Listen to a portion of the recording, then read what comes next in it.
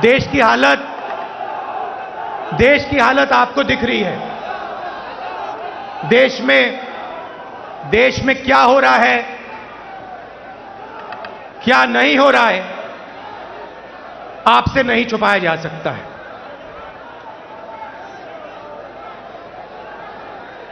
और जब से बीजेपी की सरकार आई है, बोलूंगा हल्ला बोल, तब से देश में नफरत और क्रोध बढ़ता जा रहा है। हुआ करता था, सही है। जो निवाला गरीब आदमी लिया करता था, वो आटा आपको आज लग रहा है 40 रुपए कैसे हो गया? नफरत और क्रोध देश में बढ़ता ही जा रहा है। सही है ना?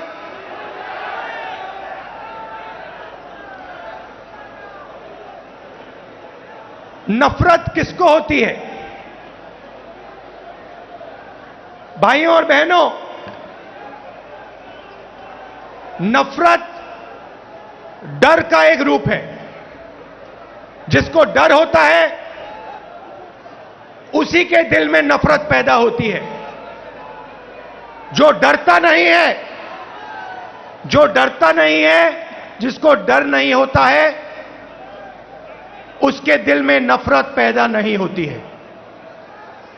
तो भाइयों और बहनों, जब हम कहते हैं हिंदुस्तान में नफरत बढ़ रही है, उसी बात को दूसरे तरीके से कहना कि हिंदुस्तान में डर बढ़ता जा रहा है। किस चीज का डर? भविष्य का डर, महंगाई का डर, बेरोजगारी का डर, यह बढ़ता जा रहा है। और इसके कारण हिंदुस्तान में नफरत बढ़ती जा रही है। और नफरत से क्या होता है? नफरत से लोग बढ़ते हैं, देश बढ़ता है और देश कमजोर होता है। बीजेपी और आरएसएस के नेता देश को बांटते हैं और जानबूझकर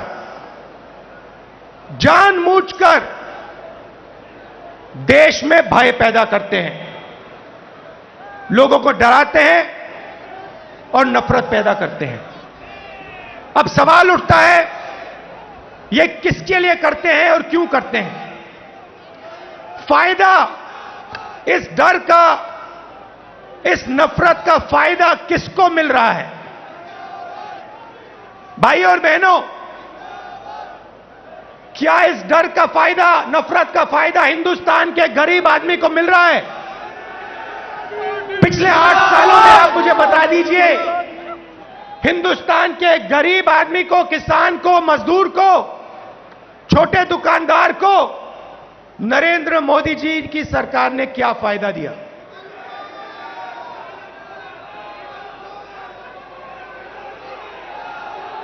पूरा का पूरा फायदा, डर और नफरत का फायदा हिंदुस्तान के 2 उद्योगपति उठा रहे हैं। आप बाकी उद्योगपतियों से भी पूछ लो, वो भी आपको बताएंगे कि पिछले 8 साल में हमारा कोई फायदा नहीं हुआ, सिर्फ 2 व्यक्तियों का फायदा हुआ है। और देखने को मिल रहा है, चाहे एयरपोर्ट हो, चाहे पोर्ट हो, सड़कें हो, सब कुछ, सेलफोन, तेल, सब कुछ इन्हीं 2 व्यक्तियों के हाथ में जा रहा है। मीडिया देश को डराती है, नफरत पैदा होता है और फिर पूरा का पूरा फायदा बीजेपी 2 लोगों को दे रही है। आप देखिए, नरेंद्र मोदी जी ने नोटबंदी की। नोटबंदी से गरीबों का फायदा हुआ? गरीबों के जेब से पैसा निकाला, गरीबों को कहा काले धन के खिलाफ लड़ाई है। और फिर कुछ ही महीनों बाद आपने देखा कि जो आपके जेब में से पैसा निकाला गया था, लाखों करोड़ रुपए, देश के सबसे बड़े उद्योगपतियों का कर्जा माफ किया गया। किसान का कर्जा माफ नहीं करेंगे। किसान के खिलाफ 3 काले कानून लाएंगे। कहेंगे कि यह कानून किसानों के फायदे के लिए है। अगर किसानों के फायदे के लिए है तो फिर पूरे देश में किसान क्यों खड़ा है, सड़कों पे क्यों उतरा है और आपके खिलाफ क्यों खड़ा है? ये 3 कानून किसानों के लिए नहीं थे। ये 3 कानून उन्हीं 2 उद्योगपतियों के लिए थे। और हिंदुस्तान के किसान को यह बात एकदम समझ आ गई, इसलिए हिंदुस्तान का कानून, हिंदुस्तान का किसान सड़क पे आके खड़ा हो गया और उसने नरेंद्र मोदी जी को अपनी शक्ति दिखा दी। और जब नरेंद्र मोदी जी को पता लगा कि हिंदुस्तान के किसान की शक्ति मेरे खिलाफ खड़ी है, तो नरेंद्र मोदी जी ने वहीं कानून रद्द कर दिए। यही बात जीएसटी के साथ हुई। कांग्रेस पार्टी एक दूसरी जीएसटी लाना चाहती थी। बीजेपी ने जीएसटी को बदला, 5 अलग अलग टैक्स और जबरदस्त चोट। जो छोटे दुकानदार हैं, स्मॉल और मीडियम साइज बिजनेस वाले हैं, मजदूर हैं, किसान हैं, उन पर चोट मारी। और आज हालत क्या है? और यहां स्टेज से बोलना मुझे अच्छा नहीं लग रहा है, मगर आज हिंदुस्तान की हालत यह है कि अगर देश चाहता भी है तो देश अपने युवाओं को रोजगार नहीं दे पाएगा। क्यों? भाइयों और बहनों, देश को रोजगार ये 2 उद्योगपति नहीं देते हैं। देश को रोजगार स्मॉल और मीडियम बिजनेस वाले देते हैं। देश को रोजगार किसान देते हैं। और इन लोगों की रीढ़ की हड्डी नरेंद्र मोदी जी ने तोड़ दी है। तो आज जो इस देश को रोजगार दे सकते थे, वो इस देश को रोजगार नहीं दे सकते हैं। और बेरोजगारी, जो आज आपको बेरोजगारी दिख रही है, वो आने वाले समय में और भी बढ़ेगी। एक तरफ आपको बेरोजगारी की चोट लग रही है और दूसरी तरफ महंगाई। मेरे पास आंकड़े हैं। 2014 में एलपीजी का सिलेंडर 410 रुपए का था, आज 1050 रुपए का है। पेट्रोल 70 रुपए लीटर, आज तकरीबन 100 रुपए लीटर। डीजल 55 रुपए लीटर, आज 90 रुपए लीटर। सरसों का तेल 90 रुपए लीटर, आज 200 रुपए लीटर। दूध 35 रुपए लीटर, आज 60 रुपए लीटर। आटा 22 रुपए केजी। तो एक तरफ आपको बेरोजगारी से चोट लग रही है और दूसरी तरफ जबरदस्त महंगाई। भाइयों और बहनों, हिंदुस्तान ने ऐसी महंगाई कभी नहीं देखी। नरेंद्र मोदी जी कहते थे 70 साल में क्या किया कांग्रेस पार्टी ने? 70 साल में कांग्रेस पार्टी ने इतनी महंगाई हिंदुस्तान को नहीं दिखाई।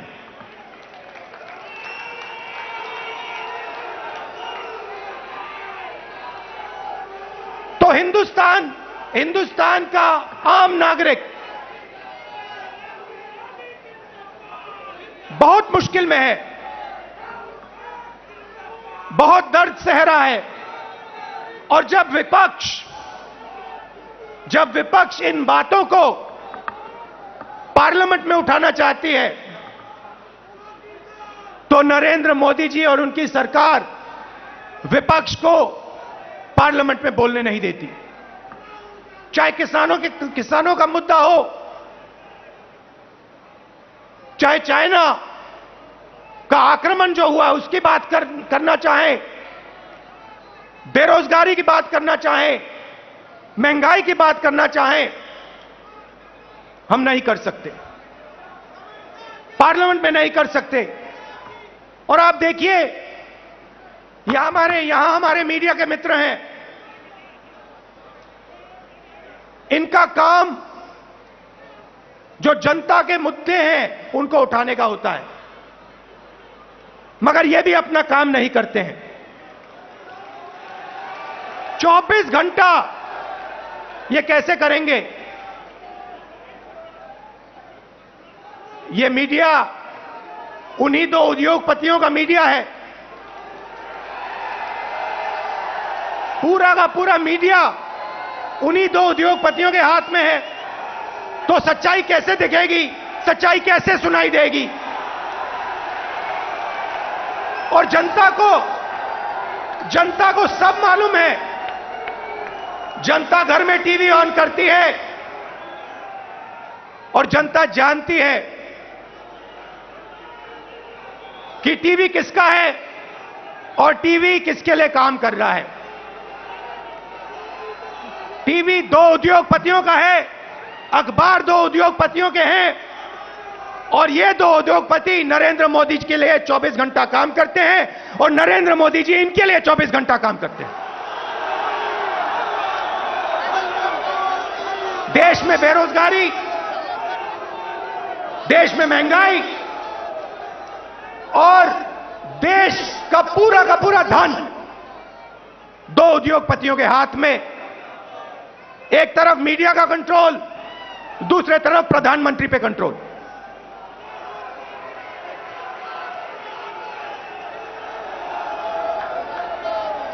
अभी किसी ने कहा नरेंद्र मोदी जी प्रधानमंत्री हैं, मगर मैं आपको एक गारंटी दे सकता हूं, नरेंद्र मोदी जी प्रधानमंत्री हैं, मगर उन दो उद्योगपतियों के समर्थन के बिना नरेंद्र मोदी प्रधानमंत्री नहीं हो सकते।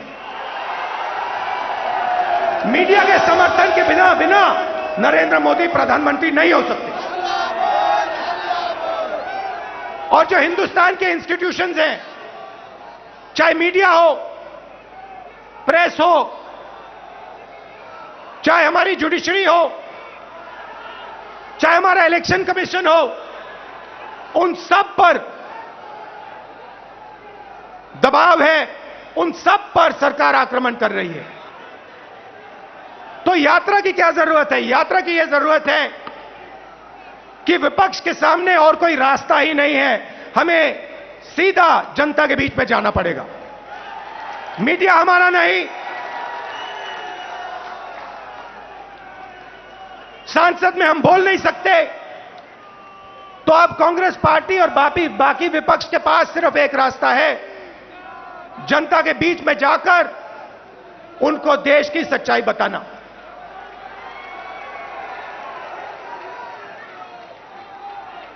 जो भी नरेंद्र मोदी जी के खिलाफ काम करना चाहता है, चाहे कोई भी हो, विपक्ष की पार्टी हो, एक्टिविस्ट हो, एनजीओ का कोई व्यक्ति हो, उस पर पूरा का पूरा जबरदस्त आक्रमण होता है।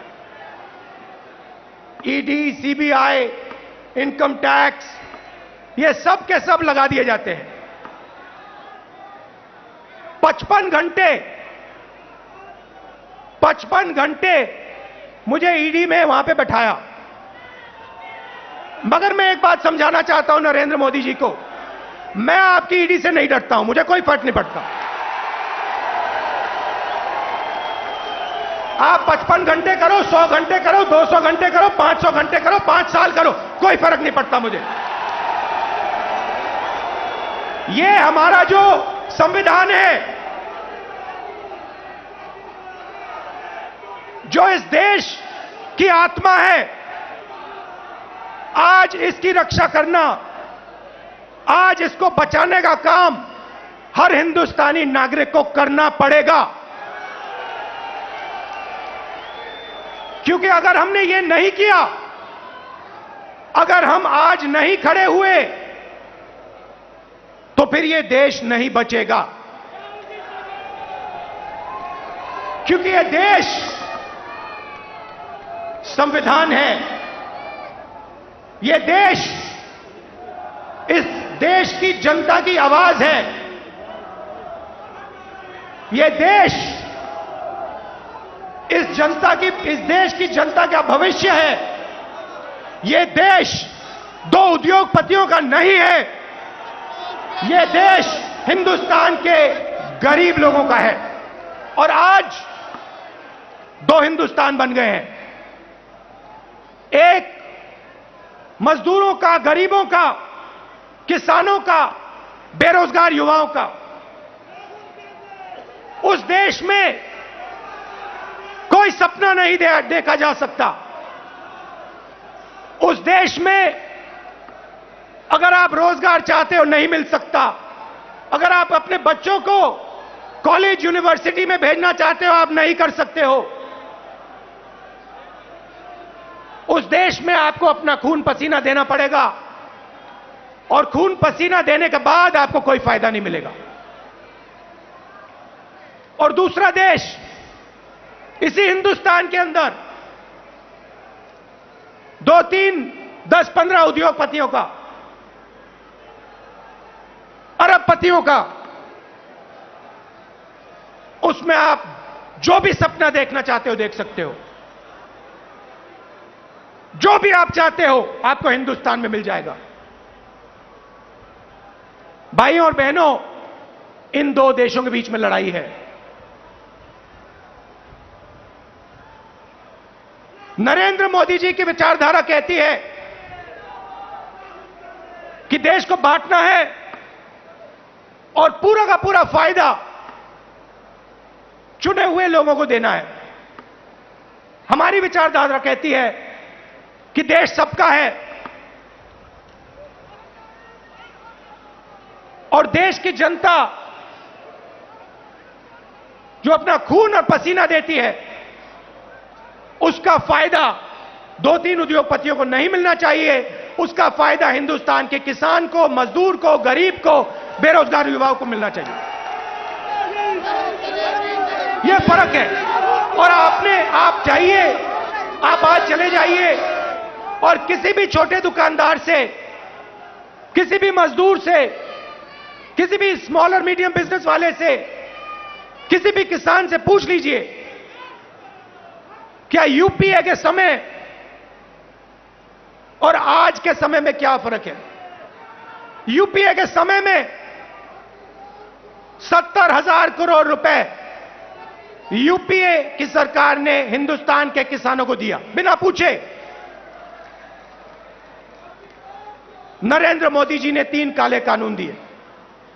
मजदूरों के लिए यूपीए सरकार ने एक ऐतिहासिक कानून मनरेगा दिया।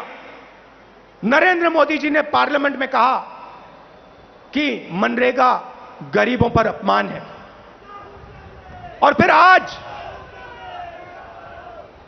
आज उनको नरेगा देना पड़ रहा है, क्योंकि अगर आज यूपीए का नरेगा नहीं होता हिंदुस्तान में आग लग जाती। जमीन अधिग्रहण बिल हम लाए, लाखों करोड़ रुपए हमने गरीब जनता को कॉम्पनसेशन में दिला। लाखों करोड़ रुपए, अरबपति बना दिए। पहले बिना पूछे किसान की जमीन छीन ली जाती थी। हजारों एकड़ बिना पूछे 1 मिनट में छीन लिया जाता था। हमने कहा यह गलत है, हम कानून लाए। नरेंद्र मोदी जी ने पहला काम उस कानून को रद्द करने की कोशिश की। उनका पहला काम था।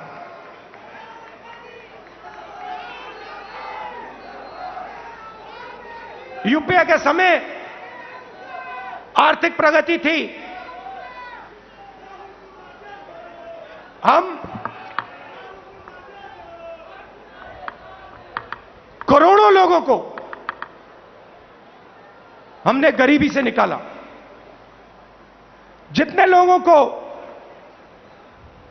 हमने 27 करोड़ लोगों को गरीबी से निकाला 10 साल में। 27 करोड़ लोग।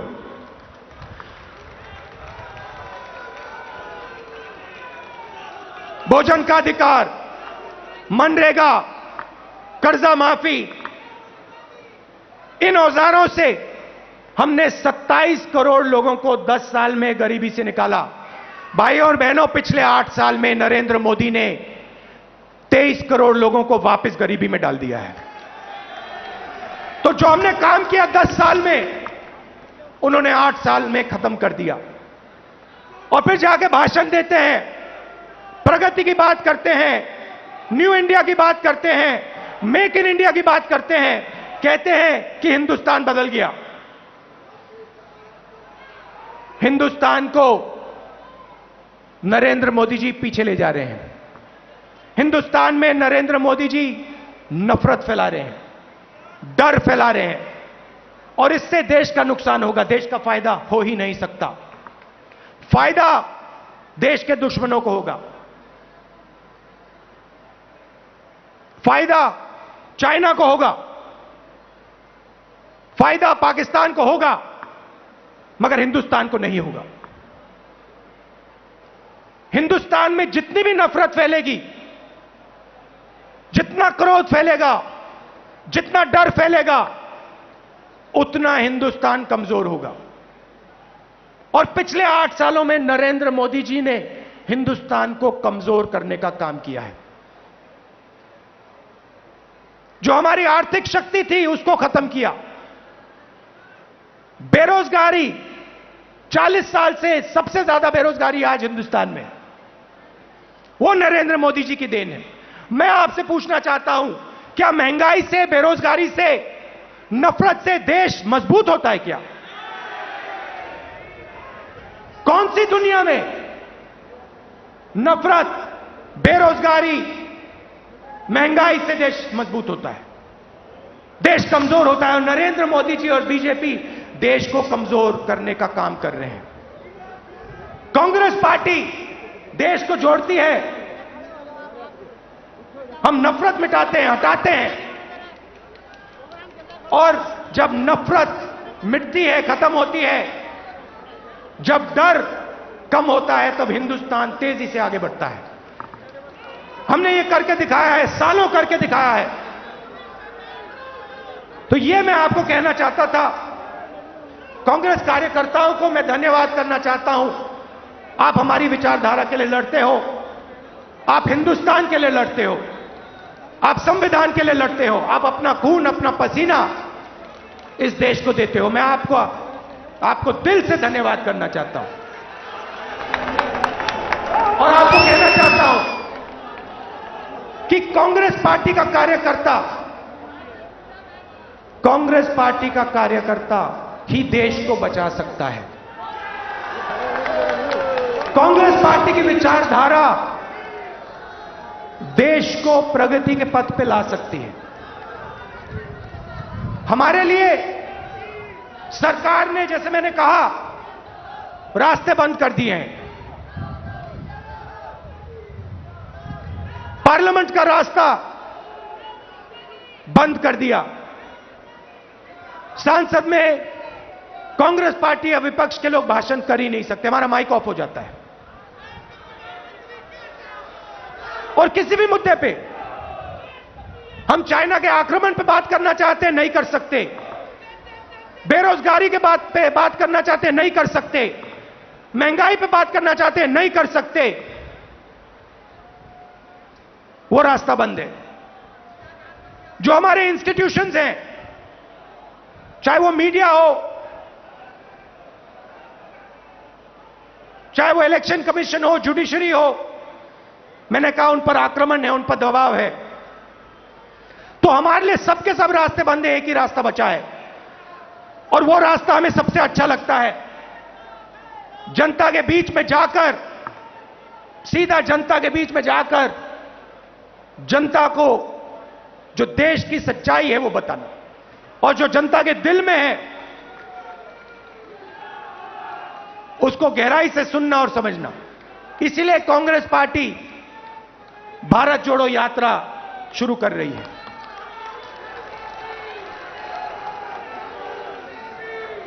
आप सब दूर दूर से आए, इसके लिए मैं आपको दिल से धन्यवाद करना चाहता हूं। विचारधारा की लड़ाई है और कांग्रेस पार्टी की विचारधारा और जो हमारे सब विपक्ष की पार्टियां हैं मिलकर बीजेपी और आरएसएस की विचारधारा को हराएंगे। बहुत बहुत धन्यवाद। नमस्कार। जय हिंद।